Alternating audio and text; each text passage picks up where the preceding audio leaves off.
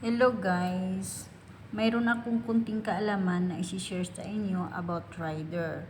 So, ang rider, responsible integrity, dignity, entertaining, and respect. Kung inyong mararapatin, nais kong ibahagi ang aking munting kaalaman tungkol sa pagiging rider. Ay maaaring ibig sabihin, ngunit para malinaw sa lahat, ang rider isang motorsiklista ay kinalaman sa bagay na umiiral at mahalaga. Ang pagpatotoo, ang umiiral at mahalaga ay naayon sa bawat isa sa atin. At kung isinuman natin kung ano ang tunay na motorsiklista, na sa bawat tao ang pag-unawa at pagpapatotoo. At kung ano man ito at walang iisang definasyon. And a rider that chooses discipline among itself and others.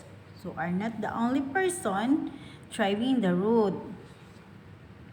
So please, respect as you maneuver. And please, sumunod tayo sa batas. Pag kayo ay nagmamadali, gumising ng maaga upang maiwasan ang kamuti sa kalye.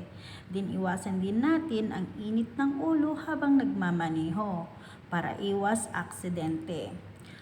Noted lang po na habang tayo'y nagmamaniho, huwag tayong nagmamadaling mag-overtake. So, tingnan muna natin ang kaliwat kanan na sa likuran natin kung may sasakyan na tumatakbo bago tayo mag-overtake. Yan lang po. Kung mayroon kayong isi-share na may kulang sa akin, i-share nyo na lang po.